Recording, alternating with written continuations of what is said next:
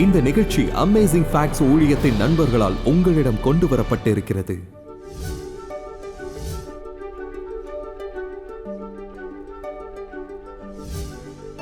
பிசாசு உங்களை குரங்காக மாற்ற முயற்சிக்கிறான்.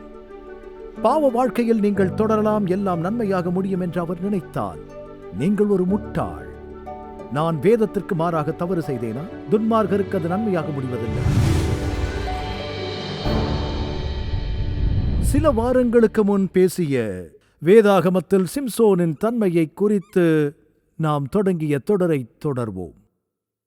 இன்று குறிப்பாக மனம் திரும்பியதால் ஜெயம் பெற்ற சிம்சோனை குறித்து பேசப் போகிறோம்.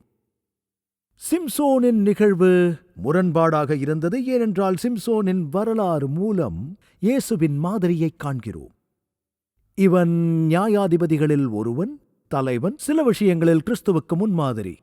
பல தோல்விகள். ஆனால் தாவீது வீழ்ந்து போனான், ஆபிரகாம் தோல்வியுற்றான். ஆனாலும் அவர்களுடைய வாழ்க்கையில் தெளிவாக கிறிஸ்துவின் மாதிரிகள் இருந்தன. நீங்கள் பார்க்கலாம், நாங்கள் முடிவுக்கு வருவதால் இயேசுவின் மாதிரியை வெளிக்கொணர என்னால் முடிந்த அனைத்தையும் செய்யப் போகிறேன். 4வது வசனம், நியாயாதிபதிகள் 16:4. அதற்கு பின்பு அவன் சோரேக் ஆற்றங்கரையில் இருக்கிற தெலிலாள் என்னும் ஸ்திரீயோடே சிநேகமாயிருந்தான். சோரேக் மலைக்கு சற்று கீழே சரியாக எல்லையில் இருந்தது. அற்புதமான திராட்சைக்கு பிரபலமான இடம் அது. பெலிஸ்தர்களின் எல்லைக்கு சரியாக இஸ்ரவேல் ஜனங்கள் தான் கோத்திரத்தின் எல்லையில். ஒருவேளை சிம்சோன் நினைத்திருக்கலாம், நல்லது கவனியுங்கள், உங்களுக்கு தெரியும் பெலிஸ்தர்களை குறித்து பல விஷயங்கள். அவன் பெலிஸ்தர்களுடன் பல காலம் வாழ்ந்தான். அவர்களில் ஒருத்தியை திருமணம் செய்து கொண்டான். இரண்டுக்கும் இடையில் பாதி வழியில் கண்டுபிடிப்பேன் என்று அவன் நினைத்தான். ஒப்புரவாகுதலை தேடிக்கொண்டிருந்தான். சோரேக்கில் வசித்த தெளிலாள் என்ற ஒரு பெண்ணை அவன் கண்டான். அவள் அழகாக இருந்திருக்கலாம். அவளை நேசித்தான். ஆனால் அவள் விற்றுப் போட்டாள். இது மீண்டும் கிறிஸ்துவின் மாதிரியாயிருக்கிறது. எனவே அவன் தெளிலாளை நேசிக்கும் போது, அதுவே தெளிலாள் என்ற பெயருக்கு என்ன பொருள்? நுகர்வோர், பலவீனமான என்று பொருள். மிகவும் வலிமையான சிம்சோனை அவள் பலவீனனாக மாற்றினாள். இந்த உறவின் மூலம் அவன் நுகரப்பட்டான். அவளிடத்திற்கு பெலிஸ்தரின் அதிபதிகள் போய், நீ அவனை நயம் பண்ணி அவனுடைய மகாபலம் எதினாலே உண்டாயிருக்கிறது என்றும், நாங்கள் அவனை கட்டிச் சிறுமைப்படுத்துகிறதற்கு எதினாலே அவனை மேற்கொள்ளலாம் என்றும் அறிந்து கொள். அப்பொழுது நாங்கள் ஒவ்வொருவரும் 1100 வெள்ளிக்காசு உனக்கு தருவோம் என்றார்கள். இப்பொழுது பெலிஸ்தரின் 5 அதிபதிகள் வேதத்தில் வேறு பல இடங்களிலும் காண்கிறோம். ஆளுநர்களைப் போலிருந்தார்கள். ஒரு கூட்டு ராஜ்யம் இருந்தது. அதாவது, நான் சொல்வது சரி என்றால் அது 5500 வெள்ளிக்காசுகள். ஒரு வெள்ளிக்காசு இன்றைய நாணயத்தில் சுமார் 1400 ரூபாய் மதிப்புடையதாக இருக்கும். இயேசு எதற்காக விற்கப்பட்டார்? 30 வெள்ளிக்காசுக்காக. ரகசியம் எங்குள்ளது என்பதை கண்டுபிடிக்க முடிகிறதா? பாருங்கள், அவர்கள் அவளுக்கு வழங்கிய பணத்தின் அளவு சுமார் ரூபாய் 81 லட்சம். அப்படியே அது இயேசுவுக்கு கொடுக்கப்பட்டதை விட ஏறக்குறைய 183 மடங்கு அதிகம். மறுபடியும் அதுவும் வெள்ளி. சரி, இப்போது சிம்சோனின் பலன் எதுவென்றால், அவனது தாய் மிகவும் கவனமாக பராமரித்து வந்தாள். நல்ல பெற்றோர் ரீதியான கவனிப்பு இருந்தது. மிகவும் பலசாலியாக பிறந்தான். அவனுக்கு நல்ல உடல் வலிமை இருந்தன. கர்த்தருடைய ஆவியானவர் அவன் மீது இறங்கினார். அவனுக்கு அமானுஷ்ய பலன் வந்தது. ரகசியம் என்ன என்பதை ஜனங்கள் அறிய விரும்பினர். நாம் தேவ அக்னியோடு உலகை எதிர்த்து போராட முடியும். மோவாபியர்களின் ராஜா பாலாக் ஒருமுறை சொன்னது நினைவிருக்கிறது. ஆவிக்குரிய விஷயம் இங்கே நடக்கிறது. நிச்சயம் தேவன் இந்த ஜனங்களுடன் இருக்கிறார். அவர்களின் பராக்கிரமத்தின் ரகசியத்தை கண்டுபிடித்து விட்டேன். அக்னியோடு எதிர்த்து போராட முடிந்தால், அவர்களை சபித்தால் கூட அது ஆவிக்குரிய யுத்தம். நாம் ஆவிக்குரிய வழியில் போராட வேண்டும். எனவே தெளிலாள் இங்கே ஒரு ரகசியம் இருக்கிறது. உங்களுக்கு தெரியும், வேதம் சொல்லவில்லை. சிம்சோன் என்னை விட 5க்கு 5 அடி இருந்திருக்கலாம். அவன் கண்ணாடியை அணிந்து ஒரு கம்ப்யூட்டர் மேதாவியைப் போல தோற்றமளிக்கலாம். கர்த்தருடைய ஆவியானவர் அவன் மீது வந்து, அவன் ஒரு கழுதையின் பச்சை தாடை எலும்பை கண்டு தன் கையை நீட்டி எடுத்து அதனாலே அநேகரை கொன்று போட்டான். நீங்கள் என்னை தவறாக நினைக்க முடியாது, என்னிடம் கண்ணாடி இருக்கிறது.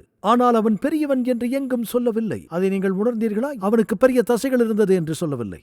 கர்த்தருடைய ஆவியானவர் அவனை விட்டு விலகிய போது எல்லோரையும் போலவே அவன் இருந்தான். எனவே அவள் அவனை கிண்டல் செய்ய ஆரம்பிக்கிறாள். அப்படியே தெளிலாள் சிம்சோனை பார்த்து, உன் மகாபலம் எதினாலே உண்டாயிருக்கிறது? உன்னை சிறுமைப்படுத்த உன்னை எதினாலே கட்டலாம்? இப்பொழுது நீங்கள் ஒரு பெண்ணை நேசித்து அவள் ஒரு கேள்வியை கேட்க ஆரம்பித்தால் எப்படி நீங்கள் கட்டி தொந்தரவு கொடுப்பீர்கள்? நான் அநேகமாக தவறான பெண்ணுடன் டேட்டிங் செய்திருக்கிறேன். ஆனால் உங்களுக்கு தெரியும், உண்மைக்கு மாறாக உங்கள் உணர்வுகளால் நீங்கள் ஆளுகை செய்யப்படும் போது நிறைய மோசமான முடிவுகளை எடுக்க வேண்டி வரும். இப்படியாக கட்டப்படுவீர்கள். அதற்கு சிம்சோன், உலராத பச்சையான 7 அகனி நார் கயிறுகளினாலே என்னை கட்டினால். ஒரு அகனினார் மிகவும் வலுவாக இருக்கும். ஏனெனில் அது கெட்டியாக கட்டப்பட்டு பிடித்துக் கொள்ளும். மோசமான பதற்றத்தை கொடுக்கக்கூடிய அகனினார். ஒரு பியானோ சரம் போன்ற மிக வலுவான இழைகளை அவர்கள் கண்டுபிடித்திருந்தார்கள். உலர்த்தும் போது அது ஒரு நீண்ட அம்புக்குறியை கையாள வேண்டும், பிரியாது. உலரக்கூடாத பச்சையான ஒன்றை கொண்டு வாருங்கள் என்று அவன் சொன்னான். யாரும் அதை அறுக்கக்கூடாது, அது இரும்பு போன்றது. அதை கொண்டு கட்டுங்கள். நான் மற்ற மனுஷனைப் போல் பலவீனனாவேன். அவன் நினைத்தான், இது சரி. அதனால் அவள் அவனை கட்டினாள்.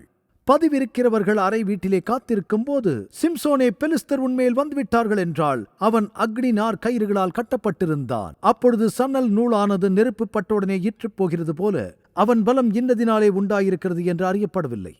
அப்பொழுது தெலிலான் சிம்சோனை பார்த்து, என்னை பரியாசம் பண்ணி எனக்கு பொய் சொன்னாய். இப்பொழுது உன்னை எதினாலே கட்டலாம் என்று எனக்கு சொல்ல வேண்டும் என்றாள். இதற்கு முன் சந்தேகத்திற்கிடமான வழியில் இருந்திருக்கிறேன். அது மோசமாகிவிட்டது. அதற்கு அவன் இதுவரைக்கும் ஒரு வேலைக்கும் பயன்படுத்தாத புது கயிறுகளால் என்னை இறுக கட்டினால். அவன் பெலிஸ்தர்களிடம் ஒப்படைக்கப்பட்ட போது அவன் ஏற்கனவே தனது சொந்த ஜனங்களால் இதுவரை பயன்படுத்தாத புதிய கயிறுகளால் கட்டப்பட்டிருந்தான். இதில் ஆவிக்குரிய ரீதியாக ஒன்றிருக்கிறது. பின்னர் நான் பலட்சியமாகி மற்ற மனுஷனைப் போல் ஆவேன் என்றான். கவனியுங்கள், அவன் பலவீனமாக மாறக்கூடும் என்று கூட அவனுக்கு தெரியும். அப்பொழுது தெலீலான் புது கயிறுகளை வாங்கி அவைகளால் அவனை கட்டி, பெலிஸ்தர் உன்மேல் வந்துவிட்டார்கள் என்றாள். பதவிருக்கிறவர்கள் அறை வீட்டில் இருந்தார்கள். வேதம் சொல்கிறது, ஆனாலும் அவன் தன் புயங்களில் இருந்த கயிறுகளை ஒரு நூலைப் போல அறுத்து போட்டான். வேதம் சொல்கிறது, அவன் கயிறுகளை நூலைப் போல் அறுத்து போட்டான் என்று. அமானுஷ்ய வலிமை. பின்பு தெலீலாள் சிம்சோனை பார்த்து, இதுவரைக்கும் என்னை பரியாசம் பண்ணி எனக்கு பொய் சொன்னாய். இப்போது அவன் இதில் சோர்ந்து போவான். எனவே அவன் என்ன நினைக்கிறான் என்று யோசித்தீர்களா? எனக்கு தெரியும், என்னால் தெலீலாவை நம்ப முடியாது என்று நினைத்தான். அவளை நம்பவே முடியாது. ஆனால் அவன் அவளிடம் மோகம் கொண்டான். அவள் அழகாக இருந்திருக்கலாம், நிறைய விஷயங்களை நேசித்திருக்கலாம், தன்னை யாரும் அழிக்க முடியாது என்றிருக்கலாம். எனவே அவனுக்கு பின்னால் இப்படியெல்லாம் இருந்தாலும் அவன் விஷயங்களுக்கு ஆயத்தமாக இருந்தான். நீங்கள் மீண்டும் அதே கேள்வியை ஜனங்களிடம் கேட்டால் நீங்கள் கேட்டிருப்பீர்கள். கதையை சொல்லுங்கள் என்று கேளுங்கள். நான் ஏற்கனவே கேட்டிருக்கிறேன் என்று சொல்வீர்கள். என்னிடம் மீண்டும் சொல். ஒவ்வொரு முறையும் அவர்கள் இன்னும் கொஞ்சம் தகவல்களை கொடுப்பது போல் தெரியும். அவை உண்மையை நெருங்கியிருக்கும். மேலும் பிசாசு ஜனங்களை களைந்து விடுவான். அதற்காக அவன் ஊர் சுற்றுகிறான். அவன் சோதனையுடன் விளையாடுகிறவன்.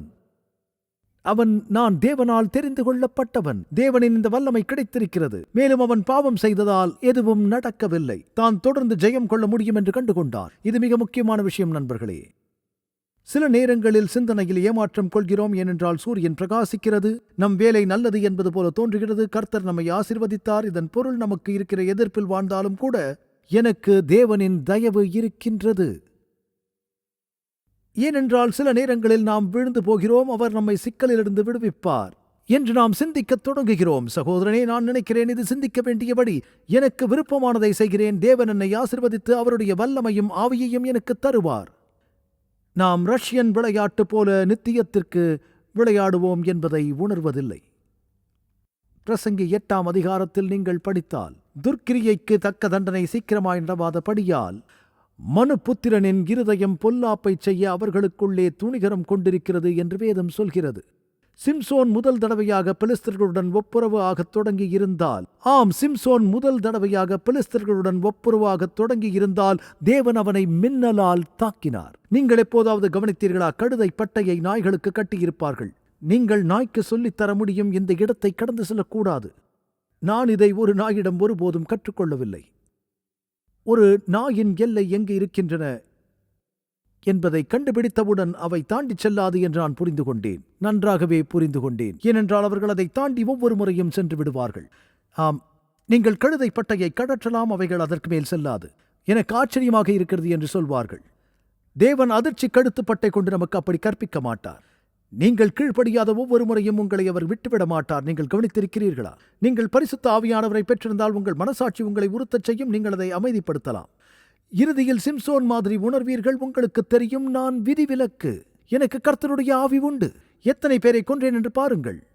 பெருமை அதற்கு பின் இருக்கும். அவன் நினைத்தான், உங்களுக்கு தெரியும், ஒரு நியாயாதிபதியாக இருப்பது கஷ்டம் என்று. எனவே சிறிது சிறிதாக அவன் தனது பரிசுத்தத்தை பிரதிஷ்டையை தியாகம் செய்யத் தொடங்கினான். கவனியுங்கள், தேவன் இன்னும் என்னை ஆசீர்வதிப்பார். விசுவாசத்தோடு ரட்சிக்கப்பட்டவுடன் நீங்கள் இழக்க மாட்டீர்கள். அதை விட்டு எப்போதாவது ஓடி இருக்கிறீர்களா? மேலும் அவன் எல்லையை தள்ளினான். ஆம், என் தலைமயிர் என்று சொன்னான். அவைகளை ஆணியடித்து மாட்டி மீண்டும் அவள், சிம்சோனே, பெலிஸ்தர் உன்மேல் வந்துவிட்டார்கள் என்றாள். அவன் நித்திரை விட்டு எழும்பி நெசவு ஆணியையும் நூல் பாவையும் கூட பிடுங்கிக் கொண்டு போனான். அவன் படுக்கையிலிருந்து எழுந்து இந்த பெரிய நூல் பாவை அவனுக்கு பின் இறுக பற்றிக் கொண்டிருக்கிறதை அறிந்து கொண்டான். அப்பொழுது அவள் அவனை பார்த்து, உன் இருதயம் என்னோடு இராதிருக்க உன்னை சிநேகிக்கிறேன் என்று நீ எப்படி சொல்லுகிறாய்? இப்படி அவனை தினம் தினம் தன் வார்த்தைகளினாலே நெருக்கி அலட்டி கொண்டிருக்கிறதினால் சாகத்தக்கதாய் அவன் ஆத்துமா விசனப்பட்டு மரிக்கும் கட்டத்திற்கு தள்ளப்பட்டான். கெத்செமனே தோட்டத்தில் இயேசு, நான் மரணத்திற்கு ஒப்புக்கொள்கிறேன் என்று வேதம் சொல்வது உங்களுக்கு தெரியும். 3 முறை அவர், என் சித்தமல்ல உமது சித்தம் நிறைவேறட்டும் என்றார். தன்னை நேசிக்காத ஒரு மணமகனுக்காக இயேசு மரிக்க ஒப்புக் கொடுத்தார். ஆனால் அவரோ தனது சொந்த ஜனங்களால் எதிரிகளிடம் காட்டிக் கொடுக்கப்பட்டார்.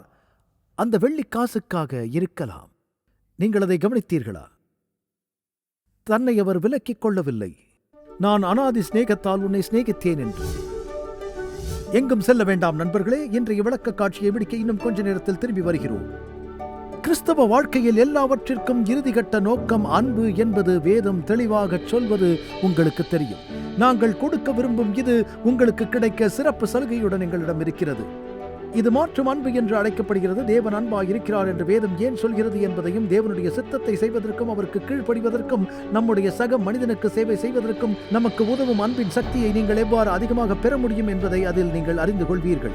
அவைகள் 2 பெரிய கட்டளைகள். கர்த்தரிடத்தில் அன்பு கூறுவாயாக, பிறரிடத்திலும் அன்பு கூறுவாயாக. நீங்கள் இந்த பாடத்தை விரும்புவீர்கள். நீங்கள் அதை படித்த பிறகு உங்கள் நண்பருடன் பகிர்ந்து கொள்ளுங்கள். இன்றைய விளக்க காட்சிக்கு திரும்பி தேவனுடைய வார்த்தையிலிருந்து இன்னும் சில அற்புதமான சத்தியத்தை கற்றுக்கொள்வோம். இந்த நிகழ்வில் தெலிலாள் யாரை பிரதிநிதித்துவப்படுத்துகிறாள்? நான் தேவாலயம் என்று சொன்னேன், ஆனால் நிச்சயமாக தேவன் அவளோடு இல்லை. அது சாத்தான் தானே. சாத்தான் இப்படி விட தள்ளுகிறவன் தானே. தினசரி உங்கள் தீர்மானத்தை அவன் குறை மதிப்பில் உட்படுத்த முயற்சிக்கிறான். அது மட்டுமல்லாமல் சாத்தானுக்கு மிக நெருக்கமாக இருந்தால், சோரேக் அழகான கொடிகளின் இடமாக இருந்தது. திராட்சை கொடிகள் சூழ்ந்திருந்தன. ஒரு நசரேயன் திராட்சைக்கு அருகில் செல்லக்கூடாது, திராட்சைக்கு அருகே இருக்கக்கூடாது, மதுவை தொடக்கூடாது. மது மாத்திரமல்ல, தான் இப்படி பாதுகாப்பற்ற இடத்தில் தொடர்ந்து இருக்கவே கூடாது. தினமும் அவள் அவனுக்கு பின்னால் இருந்தாள். நீங்களும் நானும் பிசாசு நமக்கு பின்னால் இருக்கும் உலகில் வாழ்வதால் உலகத்தில் எவ்வாறு செயல்படுவீர்கள்? அன்றன்றுள்ள ஆகாரத்தை எனக்கு தாரும். அன்றன்றுள்ள ஆகாரம். நான் அனுதினமும் சாகிறேன் என்று பவுல் சொன்னார். நீங்கள் என்றென்றும் வாழ விரும்பினால் ஒவ்வொரு மனிதனும் தினமும் தன் சிலுவையை எடுத்துக்கொண்டு என்னை பின்பற்ற கடவன் என்று இயேசு சொன்னார். ஒரு கிறிஸ்தவராக இருந்து தினமும் தேவனிடம் திரும்புவது, ஏனென்றால் உங்களுக்கு எதிரி இருப்பான். அவன் உங்களை தினமும் தூண்டி விடுவான். எந்த விதமான சோதனையும் இல்லாத நாளை உங்களில் யாராவது யோசிக்க முடியுமா? அப்படி ஒரு நாள் உங்களிடம் உண்டு என்று நீங்கள் நினைத்தால் உங்களை அறியாமல் நீங்கள் முற்றிலும் ஜெயித்து விடுகிறீர்கள். ஏனென்றால் நீங்கள் எந்த எதிர்ப்பையும் உணரவில்லை. நீங்கள் ஓடிக்கொண்டிருக்கிறீர்கள். அதை நீங்கள் கவனிக்கவில்லை. நீங்கள் மின்னோட்டத்திற்கு எதிராக நீந்த முயற்சித்தால் தினமும் சோதனையை உணர்வீர்கள். ஆமென். தீமையால் சூழப்பட்டிருக்கிற வார்த்தை உங்களுக்குள் இருக்கும். ஒருமுறை ஒரு பெண் சுவிசேஷர் பில்லி சண்டேயிடம் வந்து, பாஸ்டர் சண்டே, நீங்கள் பாவத்திற்கு எதிராக பிரசங்கிக்கிறீர்கள், பூனைகளை தவறான வழியில் தடவி கொடுத்துக் கொண்டிருக்கிறீர்கள். அவர், சகோதரி, பூனை திரும்பினால் நான் பூனையின் ரோமங்களை சரியான வழியில் தேய்த்துக் கொடுப்பேன் என்றார். எனவே நீங்கள் திரும்ப வேண்டும். நீங்கள் இந்த உலகில் வாழ்கிறீர்கள் என்றால், ஒரு கிறிஸ்தவராக இருப்பீர்கள் என்றால் சோதனையை சந்திக்கத்தான் வேண்டும். அவள் அவனுக்கு பின்னால் இருந்தாள். கடைசியாக அவன் மரணத்திற்கு உள்ளானான். முழு இருதயத்தோடு அவளிடம் சொன்னான். இருதயம் என்ற வார்த்தையை கவனியுங்கள். நீ உன் இருதயத்தில் உள்ளதை என்னிடம் சொல்லவில்லை என்று சொன்னாள். கடைசியில் அவனுடைய இருதயத்தில் உள்ளதை அவளுக்கு சொல்லிவிட்டான். தன் இருதயத்தை எல்லாம் அவளுக்கு வெளிப்படுத்திய சவரகன் கத்தி என் தலைமையில் படவில்லை என்று சொன்னான். அந்த நேரத்திற்கு தள்ளப்பட்டான். உனக்கு தெரியும், ஒவ்வொரு முறையும் நான் அவளிடம் ரகசியத்தை சொல்லும்போது பெலிஸ்தர்கள் என் மேல் வந்து விடுகிறார்கள். அவள், ஓ சிம்சோன், பெலிஸ்தர்கள் இங்கே வந்து விட்டார்கள். அவளுக்கும் இதற்கும் எந்த சம்பந்தமும் இல்லை என்பதைப் போல மிகவும் ஊமையாக இருந்தாள். காதலுக்கு கண்ணில்லை என்ற வெளிப்பாட்டை நீங்கள் எப்போதாவது கேள்விப்பட்டிருக்கிறீர்களா? சிலர் காதலிக்கிறோம் என்று நினைக்கிறார்கள். இப்படிப்பட்ட இந்த வலுவான உணர்வுகளை உடையவர்களாக இருப்பார்கள். இந்த நபர் அவர்களை கிடைக்கிறார், அவர்கள் அதை கவனிக்கவில்லை. அவர்களை சுற்றியுள்ள அனைவரும், உங்களுக்கு என்ன நடந்தது? அவர் நல்லவர் அல்ல, அவள் நல்லவள் அல்ல. ஓ இல்லை, நான் அவரை நேசிக்கிறேன், அவர் என்னை ஒருபோதும் காயப்படுத்த மாட்டார். இதற்கு முன்பு கேள்விப்பட்டிருக்கிறீர்களா? நீங்கள் திருமணம் செய்து கொண்டால் மாட்டிக்கொண்டீர்கள். நான் தவறான வழியில் நட்பு கொள்கிறவர்களை குறித்து பேசுகிறேன். அவள் அவனை தன் மடியில் நித்திரை செய்ய பண்ணி என்று வேதம் சொல்கிறது. அவள் அவன் தலைமயிரின் 7 ஜடைகளையும் சிறைப்பித்து அவனை சிறுமைப்படுத்தத் தொடங்கினாள். சிறைக்கிறவன் அவன் அந்த கத்தியை கூர்மையாக வைத்திருக்க வேண்டும். அப்பொழுது அவள், சிம்சோனே, பெலிஸ்தர் உன்மேல் வந்துவிட்டார்கள் என்றாள். அவன் நித்திரை விட்டு விழித்து அவன் அறியாததினால் கொஞ்சம் கலகலப்பாக இருக்கிறான். தலையில் குளிர்காற்றை கவனிக்கவில்லை, சுற்றி தரையில் முடி உதிர்ந்திருப்பதை கவனிக்கவில்லை. ஆமாம், தரையில் முடி உதிர்ந்திருப்பதை கவனிக்கவில்லை. எப்போதும் போல உதறிப் போட்டு வெளியே போவேன் என்றான். நான் அந்த பெலிஸ்தியர்களை ஜன்னல் மற்றும் கதவுக்கு வெளியே தூக்கி எறிவேன் என்றான். பாடம் கற்பிப்பேன் என்றான். எழுந்தால் அவன் 5க்கு 5 அடி மட்டுமே நகர்ந்திருப்பான். பலம் அவனை விட்டு நீங்கிற்று. கர்த்தர் தன்னை விட்டு விலகினதை அறியாமல் என்று வேதம் கூறுகிறது. அவள் அவனை தன் மடியிலே நித்திரை செய்ய பண்ணி அவனை துன்புறுத்தினாள். அவள் அவனை பாடி தூங்க வைத்து வேதனையில் எழ வைத்திருக்கிறாள். பிசாசு உங்கள் தலையை தட்டி தூங்க வைப்பான். அவன் உங்களை பாவத்திற்கு ஆளாக்குவான். உங்களை நோக்கி விரலை சுட்டிக்காட்டுவான். உங்கள் வேதனையை மேலும் அதிகரிக்கச் செய்வான். நீங்கள் கொஞ்சம் கவனியுங்கள், உங்களுக்குள் சந்தோஷம் உண்டாகும்படி செயல்படுவான். நீங்கள் ஒத்துப்போவீர்கள், உங்களுக்கு மிகவும் வேடிக்கையாக இருக்கும். பின்பு நீங்கள் ஒத்துப்போகும்போது அது சரியாக வரவில்லை என்பதை கண்டுகொள்வீர்கள். அது என்னை நடுங்க வைக்கிறது. உங்களை குறித்து எனக்கு தெரியாது. உங்களை விட்டு ஆவியானவர் வெளியேறியதை அறியாமல் இருக்கிற உணர்வு. சவுல் ராஜா ஆவியானவரை துக்கப்படுத்தினாரா? கர்த்தருடைய ஆவியானவர் அவனுடைய பெருமை, பிடிவாதம், தேவனுக்கு விரோதம், பகை ஆகியவற்றால் அவனை விட்டு விலகிப் போனார் என்று வேதம் கூறுகிறது. தேவன் இறுதியாக, இதோ நான் உன்னை பாதுகாப்பதை நீ உண்மையில் விரும்பவில்லை, உன் விருப்பப்படி காரியத்தை செய்ய நான் விட்டுவிடுகிறேன் என்று சொன்னார். தேவன் ஆவியை விளக்கினார். தாவீது பெத்ஷிபாவோடு பாவம் செய்த பின் 51வது சங்கீதத்தில், உமது பரிசுத்த ஆவியை என்னிடத்திலிருந்து எடுத்துக்கொள்ளாமல் இரும் என்று ஜெபித்தான். மிகவும் பயமுறுத்தும் ஒரு விஷயம் என்னவென்றால், கடைசி நாட்களில் கர்த்தருடைய சன்னதியில் நிற்கும் மனிதர்கள் இருக்கிறார்கள். அவர்கள் ஆண்டவரே என்று சொல்வார்கள். நான் உன்னை அறியேன் என்று சொல்வார். நாங்கள் உமக்கு சொந்தமானவர்கள் என்று நினைத்தோமே. அவர்களுக்குள் தேவ ஆவி இருக்காது. நிறைய பேர் மத சம்பந்த காரியங்களை செய்கிறார்கள். அவர்களுக்குள் தேவ ஆவி இருக்காது. பெலிஸ்தர் அவனை பிடித்து அவன் கண்களை பிடுங்கி அவனை காசாவுக்கு கொண்டு போய் அவன் வாசல்களை பிளந்த காசாவை நினைவில் வைத்திருக்கிறார்களா? அவன் என்னை ஒருபோதும் காசாவில் சிக்க வைக்க முடியாது, நான் வாயில்களில் பிளந்து விடுவேன் என்று சொன்னான். அவனுக்கு 2 வெண்கல விலங்கு போட்டு சிறைச்சாலையிலே மாவரைத்துக் கொண்டிருக்க வைத்தார்கள். வருத்தமான காரியம். இஸ்ரேலின் நியாயாதிபதியாகவும் தேவனின் பிரதிநிதியாகவும் தேவனின் தலைவராகவும் அழைக்கப்பட்ட சிம்சோன் அவன் மாம்சத்தில் வாழ்ந்து வருகிறான். அவன் ஒரு மிருகத்தைப் போல வாழ்ந்து வருகிறான். ஆவியினால் ஆளப்படுவதற்கு பதிலாக மாம்சம் அவனை ஆண்டது. ஆகவே இப்போது பொதுவாக விலங்குகள் செய்கிறதை அவன் செய்ய ஆரம்பித்தான். அவர்கள் அவனை எப்படி நடத்தினார்கள் என்று நீங்கள் எப்போதாவது கவனித்திருப்பீர்களா என்று எனக்கு தெரியவில்லை. ஒரு பெரிய அறை இருந்திருக்கும். அது முற்றத்தின் வெளியே இருந்திருக்கலாம். ஒரு பெரிய கல் வட்டம் இருந்திருக்கும். கல் வட்ட மேடையின் மேல் ஒரு பெரிய கல் சக்கரம் இருந்திருக்கும். அதில் மர அச்சு இருந்திருக்கும். அச்சு சிக்கிக்கொள்ளும். அதன் நடுவில் தானியத்தை வீசுவர். இந்த எருதுகள் அல்லது வேறு ஏதாவது இது போன்ற ஒரு வட்டத்தில் நாள் முழுவதும் உழைக்கும். பின்பு ஜனங்கள் துருவத்தின் நடுவில் இருப்பார்கள். மேலும் அவர்கள் புதியதாக தானியங்களை திணிப்பார்கள். அதுவரைக்கும் அது மெலிதாக வெளியேற்றும், சிறிது சாய்வாக இருக்கும். நாள் முழுவதும் விலங்கு இப்படி அதில் சுற்றி வரும். அதில் ஒரு முரட்டுத்தனம் இருக்கும். ஒவ்வொரு முறையும் தானியங்கள் மோசமாக வந்து விழும். ஆகவே போரடிக்கிற மாட்டை வாய்க்கட்டாயாக என்று பவுல் கூறுகிறார். சிம்சோன் இப்போது சுற்றி சுற்றி வருகிறான். அவன் இருட்டில் இருக்கிறான். சில நேரங்களில் பெலிஸ்தர்கள் வருவார்கள். அதாவது அவன் 20 ஆண்டுகளாக நியாயாதிபதியாக இருந்தவன். ஆயிரக்கணக்கானவர்களை கொன்ற பிறகு இதுதான் இந்த காரியங்களை அவன் செய்தான். பெலிஸ்தர்கள் நாங்கள் அவனை ஜெயித்தோம் என்றார்கள். வந்து அவதூறு பண்ணினார்கள். அவன் மீது துப்பினார்கள். அவனை ஒரு எருது வாணலால் குத்தினார்கள். ஒரு மிருகத்தைப் போல அவனை மிகவும் கொடூரமாக நடத்தினார்கள். தனிமையில் விடப்பட்டான். இரவில் கட்டப்பட்டிருப்பான். அவன் மனதில் என்ன நினைத்திருப்பான்? நான் ஏன் என் வாழ்க்கையை வீணடித்தேன் என்று அநேகமாக முட்டாள்தனமாக இருந்ததால் பேதுருவைப் போல நாளுக்கு நாள் மோசமாக அழுதிருப்பான். அவன் வாழ்க்கை சரிதையை படித்தோம், தெலிலாலை பார்த்தோம். கண்களை இழந்தான், குருடானேன் என்று உணர்ந்தான், வலிமையை இழந்தான். இப்போது அவன் பார்வையற்றவன். ஆம், பார்வையற்றவன். கண்கள் திறக்கப்பட்டது. முன்பு கண்கள் திறந்திருந்தன. பிசாசு அவன் கண்களை குருடாக்கி வைத்திருந்தான். நம் ஒவ்வொருவரையும் குரங்கை போல மாற்ற பிசாசு முயற்சிக்கிறான். பாவ வாழ்க்கையை நீங்கள் தொடரலாம், எல்லாம் நன்றாக முடியும் என்று நினைக்கிறீர்கள். அப்படியானால் நீங்கள் ஒரு முட்டாள். நான் வேதத்துக்கு விரோதமாக தவறு செய்தேன் என்று கூறுங்கள். மிஞ்சின துஷ்டனாயிராதே. அந்த வசனத்தின் எஞ்சிய பகுதியை நான் பிரசங்கியில் படித்தேன் என்று நினைக்கிறேன். பாவி 100 தரம் பொல்லாப்பை செய்து நீடித்து வாழ்ந்தாலும் என்ன, தேவனுக்கு அஞ்சி அவருக்கு முன்பாக பயந்திருப்பவர்களே நன்றாயிருப்பார்கள் என்று அறிந்திருக்கிறேன். துன்மார்க்கர்களோ நன்றாயிருப்பதில்லை. சிறிது காலத்தில் சரியாகிவிடும் என்று தோன்றலாம். தேவன் சிம்சோனுடன் மிகவும் பொறுமையாக இருந்தார். தேவன் அன்பானவர். ஆனால் நீங்கள் தொடர்ந்து அப்படி வாழ முடியாது. முடிவு நன்றாயிருக்கும் என்று எதிர்பார்க்க முடியாது. உங்களுக்கு தெரியும், ஆச்சரியமான விஷயம் என்னவென்றால், அவன் சுற்றித் திரிந்தபோது நாளுக்கு நாள் அவன் ஜெபிக்கும் போது அவன் தலைமுடி வளர்ந்து கொண்டிருந்தது. ஆனால் அது ஒரே இரவில் வளரவில்லை, இல்லையா? அவன் பார்வையற்றவன், சங்கிலிகளால் கட்டப்பட்டிருக்கிறான். அவர்கள் பயப்படவில்லை. அது பெலிஸ்தர்கள் செய்ய முடியாது. உங்களுக்கு தெரியும், அவன் தனது பலத்தை இழந்தான். தலைமுடி வெட்டப்பட்டது.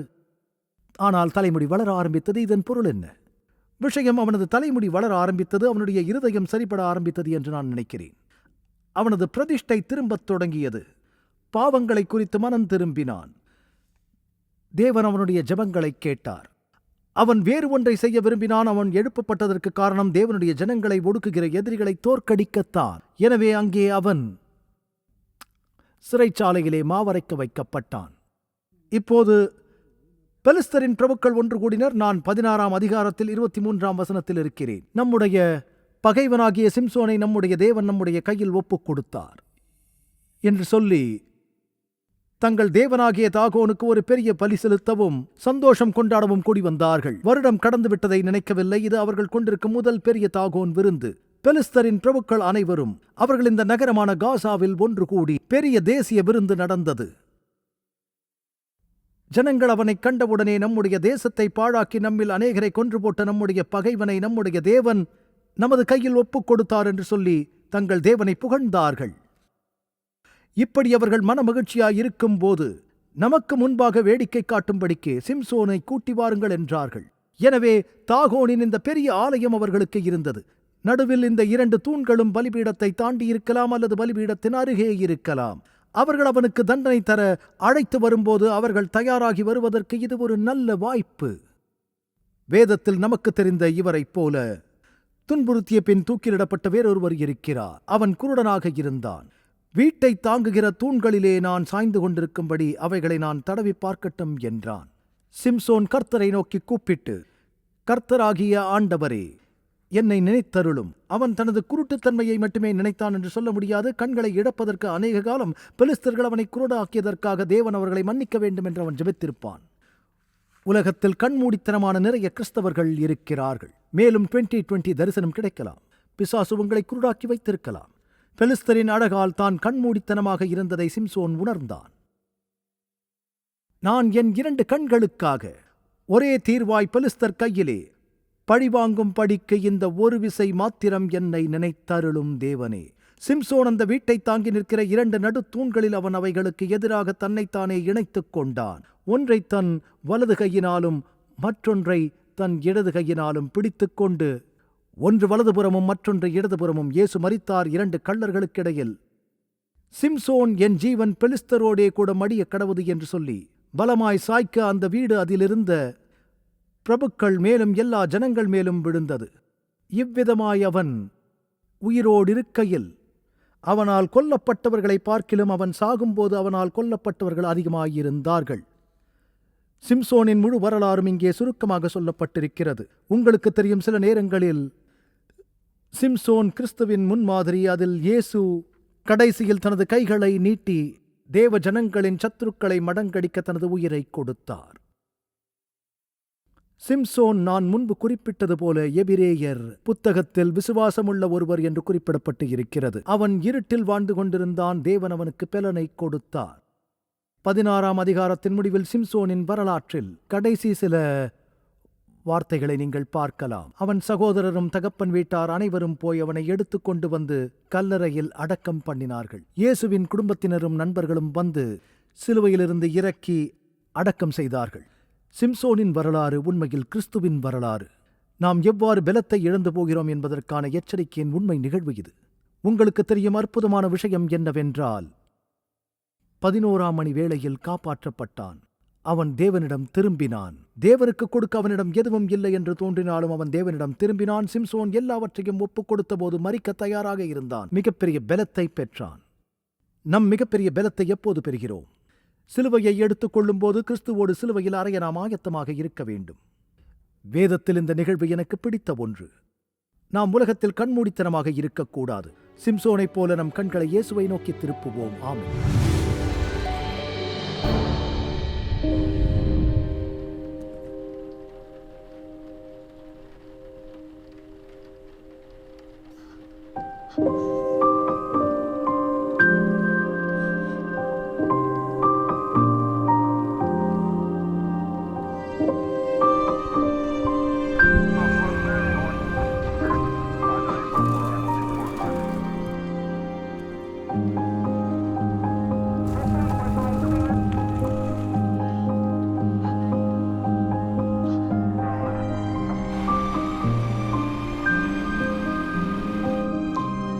கூட்டம் ஒன்றாக கூடி வர முடியும். இனி வலி இல்லை, இனி காவல் நிலையம் இல்லை, இனி நோயும் இல்லை, மரணமும் இல்லை, துக்கமும் இல்லை.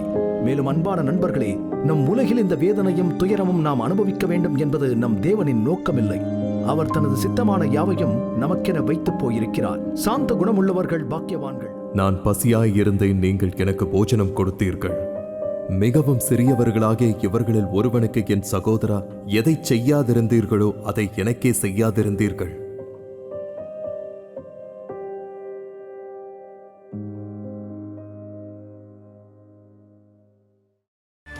நம் மோசமான உலகத்திற்கான தேவனின் திட்டத்தை அறிய விரும்புகிறீர்களா? ஊக்கமளிக்கும் மற்றும் அறிவூட்டும் ஆச்சரியமூட்டும் உண்மைகள் வேதாகம பாட வழிகாட்டிகள் 27 வேதத்தின் அடிப்படையில் சிறப்பான மேலான பாடங்களை வழங்குகின்றன. ஒவ்வொரு ஆய்வு வழிகாட்டியும் உங்கள் வாழ்க்கையின் மிக முக்கியமான கேள்விகளுக்கான நிச்சயமான வேதாக பதில்களை நோக்கி உங்களை வழிநடத்தும். ஆங்கிலம், இந்தி, தமிழ் மற்றும் தெலுங்கு மொழிகளில் கிடைக்கிறது. காத்திருக்க வேண்டாம். bookstore.aftv.in என்ற இணையதளம் மூலம் உங்கள் முழுமையான ஆய்வு வழிகாட்டிகளை இன்றே ஆர்டர் செய்திருங்கள்.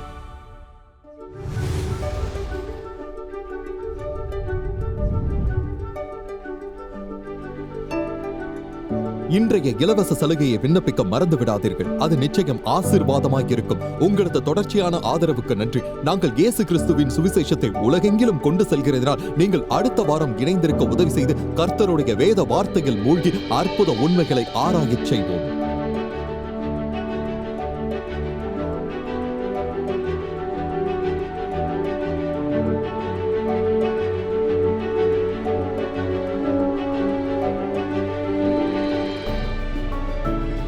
இந்த நிகழ்ச்சி அமேசிங் ஃபேக்ட்ஸ் ஊழியத்தின் நண்பர்களால் உங்களிடம் கொண்டு வரப்பட்டிருக்கிறது.